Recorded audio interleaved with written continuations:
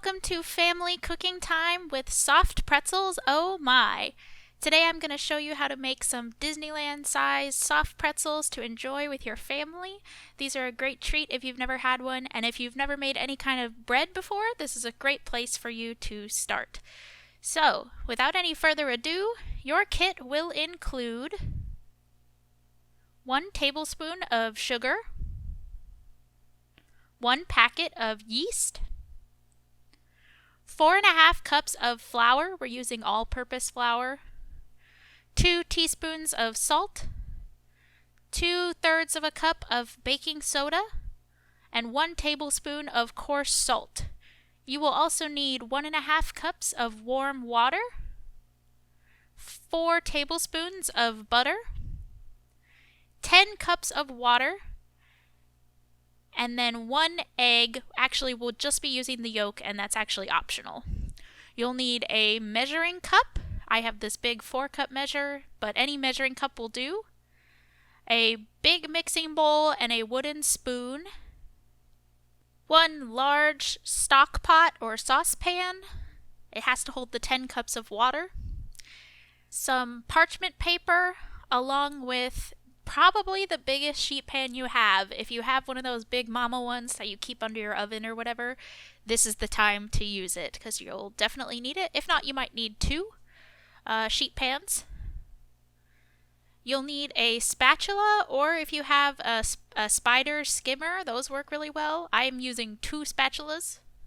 Anything that has holes in it and is flat, and then optionally a pastry brush. Alrighty, so let's get started. We're going to start with 1½ cups of warm water. We're going to start by adding the 1 tablespoon of sugar into our cup of warm water. If you run your tap to do hot water, probably, even if you have one of those water heaters that's really hot, the hottest setting on your sink would be how hot you want the water to be. And then we're going to add our sugar and our yeast. Now, nobody explains yeast better than Alton Brown on Good Eats, so I will try and do it the same way. But yeast is a microorganism. Basically, it's a single-celled organism, and all it does is, in a warm environment, it will eat food, which is the sugar, and essentially burp and create gas, and that's what makes the leavening in any sort of yeasted bread product. So we've got it's in its little warm water jacuzzi, and it's eating the sugar, and that's going to start the leavening process to make the bread. Just make sure that you give this enough of a stir that the yeast and the sugar kind of dissolve into the warm water, and then we will be ready to go ahead and move on. So I'm going to pour this yeast mixture into my mixing bowl so that I can use my same measuring cup. Just set that aside for a second. Use your measuring cup and put in your 4 tablespoons of butter and just melt it in the microwave. Takes about 30 seconds. Give it a good swirl until it's nice and melted. So we've got our yeast slurry in the bowl here. We're going to take our 4½ cups of flour and add them slowly and carefully to the bowl. You don't want any of the flour to, poof out, or, you don't want to spill the yeast mixture. We'll just empty that bag right into the bowl. And once we've done that, we will add our butter. Perfect. And then we will go ahead and very, very last add our salt to this mixture. Now, we said before, yeast eats sugar. It loves being in this warm water bath. Salt will actually halt the yeast gas making process, so we want to make sure that we add the salt very last. But take your wooden spoon and just start to hydrate this mixture. Give it a good careful stir. My bowl probably could have been a little bit bigger, but once you start to get all of the water in with the flour, it'll start to come together into a nice dough. Now, we're using all-purpose flour, which is an unusual choice for bread making, which is what a pretzel is. It's a kind of bread. And you notice also that I am not using my stand mixer, not only because I want this to be more accessible for everybody who may not have a stand mixer, but also because for most stand mixers, making bread is going to be too much work. You'll actually strip the worm gear in it. It can break your mixer if you use bread that has too high of a protein content and you try and push your mixer too hard, it will strip the gears inside. So we're doing this by hand, which is good because then we get to learn how to knead. The other reason we're using all-purpose flour is it's a lot easier to knead by hand, so I imagine at this point your kids are going to want to get involved. With clean hands, they can just stick their hands right in the bowl and start mushing it together, kind of like making slime. You just want to get most of the loose flour into the body of the dough. Everything should be nice and hydrated by now. And just mush. There's really not a lot of technique here at the very beginning. We just want to smush the whole thing together into a clump where all of the flour is incorporated into the body of the dough. We don't want to leave a lot of flour. You can see there's still some flour in the bottom here of my bowl. So I'm just going to go ahead and scoop it out, pour it out onto my bench with the rest of it. You can see I leave a little bit in the bowl, but whatever. Pretzel will be a tiny, tiny bit smaller and it'll be fine. So I scrape the bowl out as best as I can and just add it right to the dough. You'll also notice that I didn't use any extra flour to flour the bench that I'm working on. This dough should be a little bit sticky, but not past tacky. And by the time you're done kneading, everything will get incorporated into the dough and it shouldn't stick to your countertop at all.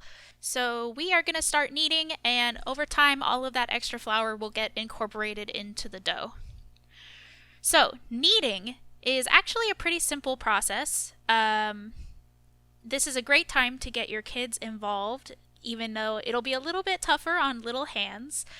But basically the simple motion, you're going to push into the dough using either the heel of your palm or your knuckles.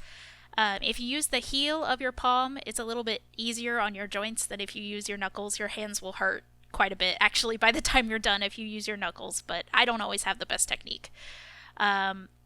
Just keep incorporating the flour. So you push into the dough, you fold it over, you give it a quarter turn, and then you push into the dough again. So you're just, it's kind of like mixing, but what you're doing is you're agitating the gluten in the dough to develop those proteins and make them strong enough to withstand all of the gas that the yeast is going to produce.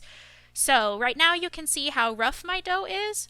You should knead until your dough is pretty smooth. It should be a pretty smooth ball by the time you're done kneading. It's never going to be perfectly smooth because we're using all-purpose flour, but I did that on purpose because it affects the texture of the pretzels at the end.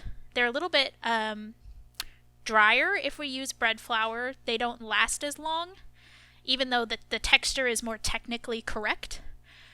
And the other thing is, I thought that most people would be doing this with their kids or their family, and the bread flour, if you use bread flour rather than all-purpose flour, is much, much, much more difficult to knead by hand. You really need a big industrial stand mixer to make bread with bread flour because the protein is just so tough.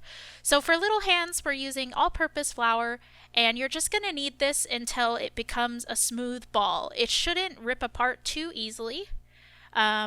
If you're an adult doing this by yourself, I would say you want to knead it for about 15 minutes, which I'm not going to show the whole thing of, don't worry. And if you're doing it with your kids, you're letting your kids help, I would say do it for about 20 minutes. And then just form it into a ball as best as you can. We are going to take that ball of dough and our mixing bowl that we used earlier, hit it with some nonstick spray, and just put the ball inside. We're going to cover it with a towel or some cling wrap would be even better, and let it rise for 45 or 60 minutes until it's doubled in size. So after your dough has risen, we're going to go ahead and preheat our oven to 450 degrees. Go ahead and hit start on that. And then we're going to prep our sheet pans with some parchment paper.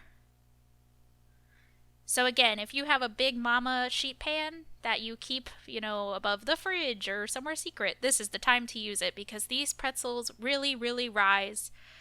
And then we are going to take our big stock pot of 10 cups of water. Go ahead and put that on the stove. I do it about medium. That gives me enough time to make the pretzels. We're going to bring this water to a boil, but first we are going to add our 2/3 of a cup of baking soda. And now we are going to shape our pretzels. So after it's risen, you can see here it's double in size, nice and smooth. Go ahead and just flip the dough out onto your countertop. And then I plop it down. It has probably a little bit of a skin on it, maybe less of a skin if you're using plastic wrap. I'm just going to cut it into 4 even pieces using my bench scraper. If you don't have a bench scraper, you can totally use a knife. It will work just the same. And then I'm going to put 3 of those pieces aside to the top of my bench and cover them back up with the towel or the plastic wrap. Dough tends to get kind of an elephant skin, is what my pastry chef instructor called it, when it's left out in the air. So you do want to just keep it covered. So we're going to take both of our hands, starting in the middle, apply even pressure towards the outside, and just start rolling your dough. We're making long, long snakes. I think the snakes ended up being about 3 feet long. Basically, you want to get them as long as you can. You'll reach a point where the dough doesn't want to stretch anymore, and that's probably where you should stop. But the thinner and longer you can get this rope, the better off your pretzels will be. If you have kids, this is a great time to get them involved since they're maybe a little bit better at this than you. What with Play-Doh, this is a very familiar motion probably for them. But just start in the center, go out until you have a nice, even, long snake. And then I will show you how to fold the pretzel. So I started in the middle, and then I noticed there's like a thicker spot on some ends. Then I kind of take my hands and roll in that spot. You can see I've got a nice, even rope here. And I'm just about done rolling it out. Remember, you don't want to tear it or pull on it. You're just rolling it so that it stretches naturally, not stretching it by pulling. So once you've got a fairly even rope, we're going to bring the 2 ends together. We're going to fold one side over the other, and then again, and then just fold the top down over the bottom. And that's how you make the pretzel shape. If you have any weird creases, just try and put them towards the bottom of the pretzel. And then bring your whole made pretzel shape and transfer it to your cookie sheet. Go ahead and shape the rest of your pretzels and then bring everything over to your big stock pot with the baking soda water in it, and we are going to blanch these pretzels. It's probably best if mom or dad does this, but you're going to pick the pretzel up very carefully with 2 hands and drop it into the boiling baking soda water, carefully so as not to get any boiling water on your hands, of course. You could also use your spatula to drop it in, but I think it's a little bit easier to use your hands. And then you just boil them in the water for about 30 seconds. This baking soda blanching bath that we're giving them is what gives pretzels and actually bagels that distinct smooth outer edge. So it's essential to the process, and this is what really makes them pretzels versus any other kind of bread. So after 30 seconds, take your slotted spatula or your skimmer, and I actually end up using 2 slotted spatulas because it's a little bit easier to keep the shape with the smaller spatulas. And you just want most of the water to drain back into the pot. You don't want to get too much water on your baking sheet. And then I just flop them back onto the baking sheet. That's the shape that it's going to bake in. Once you've blanched all of your pretzels, go ahead and take 1 egg yolk and some water. Just mix it together, and you can take a pastry brush, or you can actually do this with your fingers very carefully and gently, and just give a little bit of an egg wash to the pretzels. This part is kind of optional. It's not essential. If you don't have an egg, you could even use water, but they should still be a little bit tacky from the water that you just used. So you are going to take that coarse salt and just sprinkle it onto the surface of your pretzel. However much salt you think a big pretzel should have, this is the time to do it. Go ahead and put big salt all over your pretzels. Once all your pretzels are salted, we are going to stick these in the oven. The pretzels bake for 12 to 14 minutes or until they are a beautiful golden brown. And then go ahead and pull them out and enjoy. These are best enjoyed hot. You want to serve these while they're warm. I eat them with queso. I think they're delicious. We would love to see the pretzels that you make. Please share with us. And then I will see you next time.